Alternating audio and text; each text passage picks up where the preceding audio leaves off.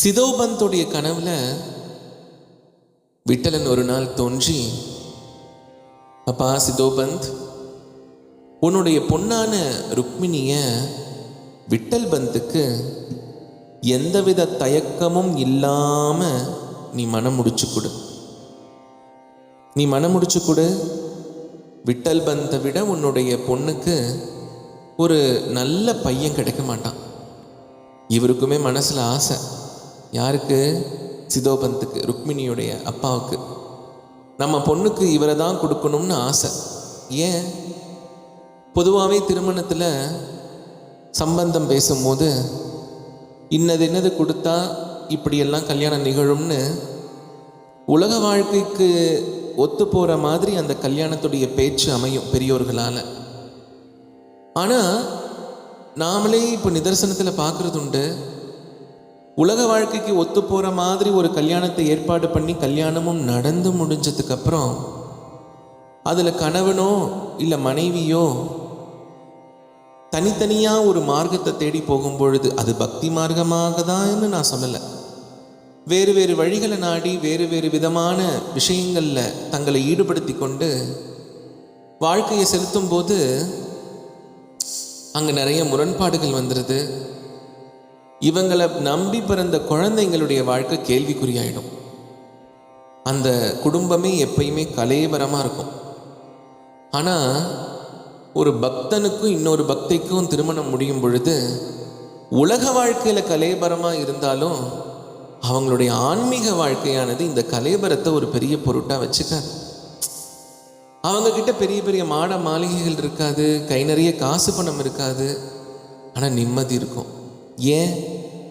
ஏன்னா கணவன் எந்த ஒரு பாண்டுரங்கனை தாம் ஹிருதயத்தில் சதா சர்வகாலமும் தியானம் பண்ணி கீர்த்தனம் பண்ணி அனவிரதமும் பூஜை பண்ணுறாலோ அதே பாண்டுரங்கனை தான் மனைவியும் பண்ணுறான்.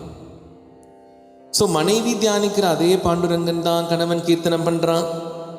கீர்த்தனம் பண்ணுற அந்த பாண்டுரங்கனை தான் மனைவி நினைக்கிறா. எப்படி வேணால் சொல்லிக்கலாம்.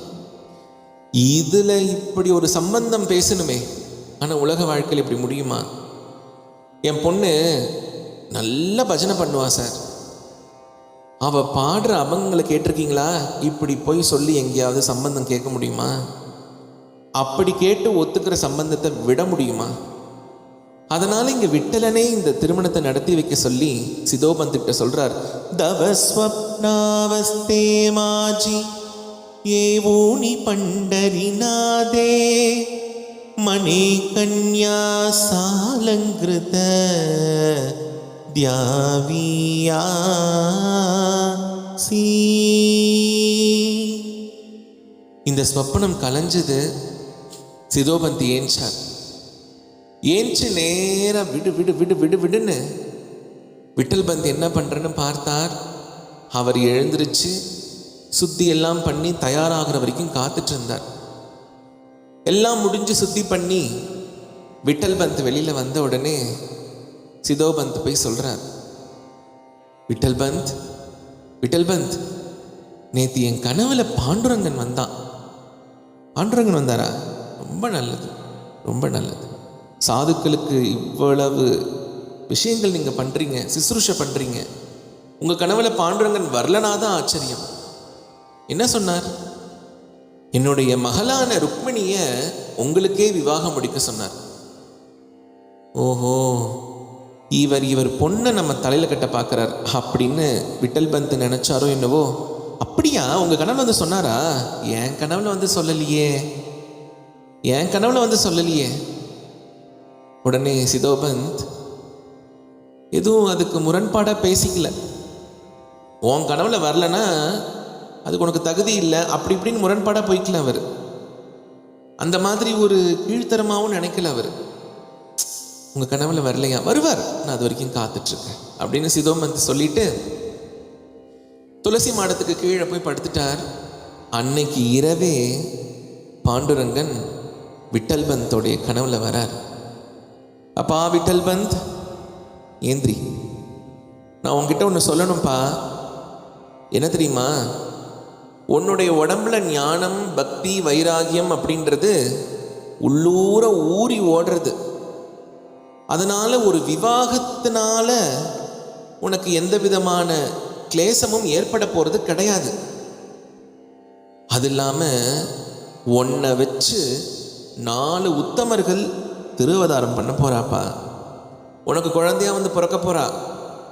தெய்வத்துடைய இந்த லீலைக்கு, இந்த சங்கல்பத்துக்கு நீ தடையாக நிற்கக்கூடாது. நீ வணங்குற பாண்டுரங்கன் நான் வந்து சொல்கிறேன், கேப்பியா? மூர்த்தி மந்தசாரி ஜென்ம இச்சாபுதரி மனோனி ஸ்வீகாரி ஆக்ஞா மாஜி.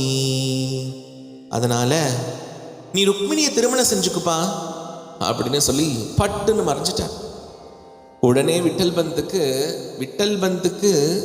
விட்டலனை விட சுப்ரீம் கோர்ட் எதுவும் கிடையாது. விட்டலனுடைய வாக்கு தான் அவருக்கு இறுதி வாக்கு. அப்படி விட்டலனே இதை சொன்னதுக்கு அப்புறம் இவர் இப்போ கிடுன்னு ஓடினார். சிதோபந்த் இருக்கிற அந்த திசையை பார்த்து கும்பிட்டு சிதோபந்திட்ட போய் நமஸ்காரம் பண்ணார். சுவாமி, நீங்கள் எவ்வளவு பெரிய மகந்த். உங்களுக்கு ஏற்பட்ட அந்த தர்சனத்தை நான் கொஞ்சம் விட்டுட்டேன்.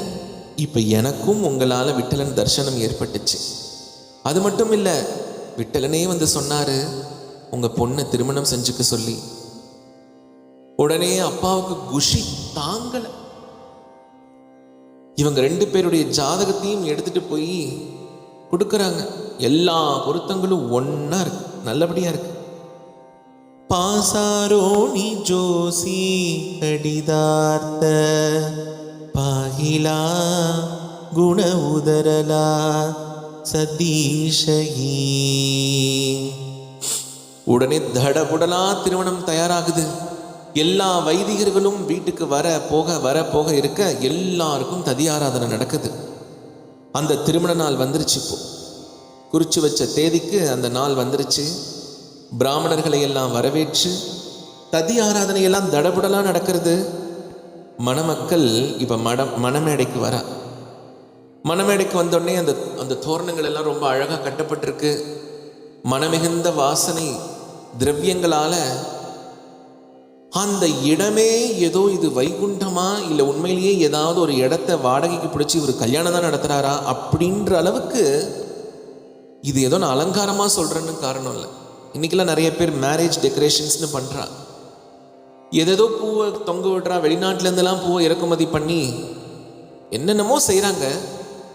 இது அப்பைக்கு கண்ணுக்கு ஏதோ ஒரு பெரிய விஷயமா தெரியுதே தவிர்த்து தெய்வீகம் இல்லை.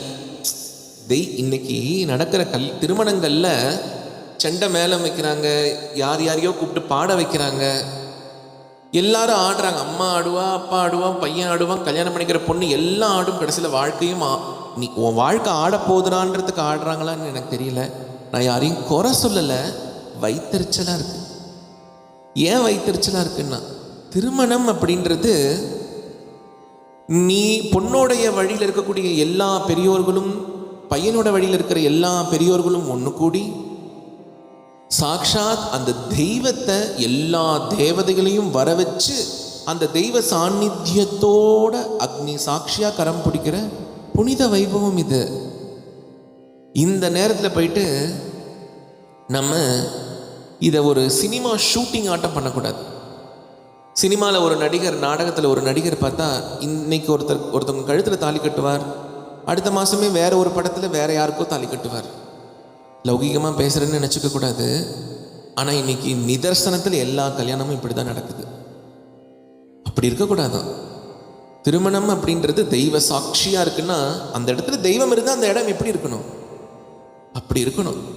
முத நாள் ராத்திரி நல்லா தமான்னு ஆடிட்டு அடுத்த நாள் காத்தால எழுந்திரிச்சு அப்படியே ரொம்ப பவ்யமாக அப்படி அதுக்கு பேர் அந்த நாடக நடிகர் நடித்தார் இல்லையா, அந்த அந்த நடிப்புக்கும் நமக்கு நடக்கிற திருமணத்துக்கும் அப்புறம் வித்தியாசம் இல்லாமல் போயிடும்.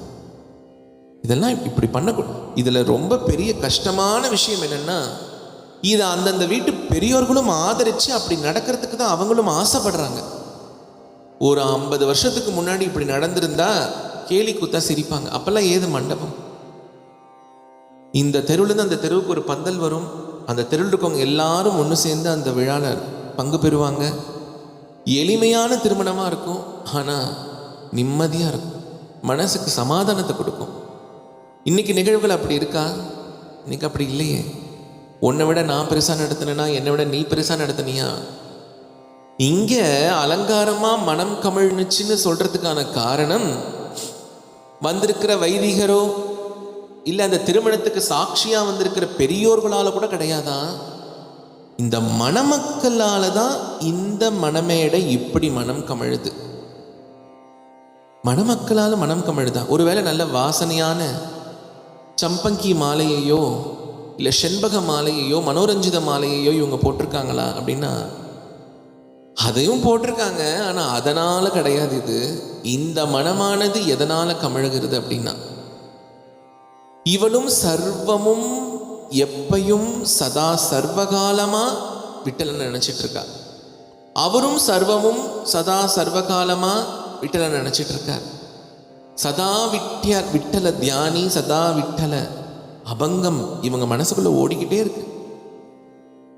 அதனால அந்த வைதிகர் என்ன பண்ணாங்க, மாங்கல்ய தாரணத்துக்கு முன்னாடி சொல்றாரு, குலதேவ ஸ்மரண மனதி சாவதான உபயதாச்சே மன பாண்டுரங்கி. குலதேவ ஸ்மரண மனதி சாவதான உபயதாச்சே மன பாண்டுரங்கி. அப்பா மணமக்களே, இப்போ உங்க குலதெய்வத்தை நினைச்சுக்குங்க. குலதெய்வமா? குலதெய்வமா? குலதெய்வம்னா பாண்டுரங்கன் தானே. கிருபா கரி பண்டரிநாதா, கிருபா கரி பண்டரிநாதா, दीननाथा तू समर्था, दीननाथा तू समर्था, कृपा करी पंडरीनाथा. நரஹரி சோனாருடைய கீர்த்தனம் இது. பின்னாடி தான் வரப்போறார் நரஹரி சோனார். ஞானேஸ்வர மாவுலிலாம் வரப்போறாரு. துக்காராம் மகராஜ் இப்படி சந்து பரம்பரை ஒருத்தருக்கு பின்னர் வரப்போறது. நாமதேவர் ஞானேஸ்வர மாவலிக்கு சமகாலம். இந்த நாமதேவர் பின்னாடி துக்காராம் மகராஜ் அவதாரம் பண்ண போறார். ஆனால் இது எல்லாத்துக்கும் ஆதாரமாக நடக்குது இந்த திருமணம். திருமண வைபவம்னா அப்படி இல்லை இருக்கணும். மணமக்கள் மணமடையில் உட்கார்ந்துருக்கும் பொழுது யாரை தியானம் பண்ண, அந்த குலதெய்வத்தையை தியானம் பண்ணணும். அப்படி சொன்ன உடனே 2 பேருடைய மனசுலையும் பாண்டுரங்கன் அப்படி நீக்கமர வந்து நிறைஞ்சார். இந்த இந்த அழகான பதத்துக்கு தகுந்த மாதிரி கிருபாகரி பண்டரிநாதா தீனநாதா தூ சமர்த்த. இப்படி எல்லாம் சாஸ்திரப்படி பாணிகிரகம் நம்மெல்லாம் முடிஞ்சதுக்கு அப்புறம் கிரகஸ்தாசிரமத்துக்குள்ள வந்துட்டார் நம்ம விட்டல் பந்த் ருக்மிணி ரகுமாபாய். கிரகஸ்தாசிரமத்துக்குள்ள வந்த உடனே இவங்க மனசு என்ன தோணுத்தான், சிதோபந்துக்கிட்ட போய் கேட்குறார் விட்டல் பந்த், மாமா உங்கள் ஆசைப்படி பாண்டுரங்கனுடைய சங்கல்பம் படி நாங்கள் 2 பேரும் இப்போ கிரகஸ்தாசிரமத்தில் இருக்கோம். இந்த அலங்காபுரி ஆலந்தி கஷேத்திரத்துக்கு நான் எதனால் வந்தனோ இப்போ அந்த யாத்திரையை நான் தொடரலாமா? அச்சோ, தம்பதி சமேதரா நீங்கள் யாத்திரையை தொடங்குறேன்னு சொல்லும் பொழுது அதை தடுக்கிறதுக்கு என்கிட்ட என்ன வார்த்தையை நீங்கள் கண்டுபிடிக்க போகிறீங்க? தாராளமாக போயிட்டு வாங்க அப்படின்னு இந்த 2 திவ்ய தம்பதிகளும் அற்புதமாக தங்களுடைய யாத்திரையை தொடங்குறாங்க. யாத்திரையை தொடங்கும் பொழுது யாத்திரைக்கு போனால் இப்படிலாம் இருக்கணும் அப்படிலாம் இருக்கணும் ஒருத்தருக்கு மாத்திரி ஒருத்தர் எந்த விதமான இன்ஸ்ட்ரக்ஷன்ஸும் கொடுத்துக்கிறது இல்லை. ஏன்? நோக்கம் ஒன்றுன்ற போது, பாதை ஒன்றுன்ற போது அதில் 2 பேருக்குமே தெரிஞ்சிருக்க வேண்டிய விஷயம் ஒன்றா தானே இருக்க போகிறது. முரண்பாடுகள் இருக்கக்கூடிய இடங்களில் தான் முன்கூட்டியே நிறைய விஷயங்களுக்காக தயார்படுத்த வேண்டிய நிலை வரும். இங்கே அதுக்கான எந்த விதமான அவசியமும் இல்லை. அதனால 2 பேரும் சந்தோஷமாக அலங்காபுரியிலேருந்து கிளம்புறாங்க. அலங்காபுரியிலேருந்து கிளம்பி இப்போ பண்டரிபுரம் கிளம்புறாங்க. பண்டரிபுரம் போய் சேர போகிறாங்க பாண்டுரங்கனுடைய தரிசனத்துக்கு. அப்படி பண்டரிபுரம் பாண்டுரங்கனுடைய தரிசனத்துக்கு போகும்போது இவங்க மனசு எப்படி இருந்துதான்?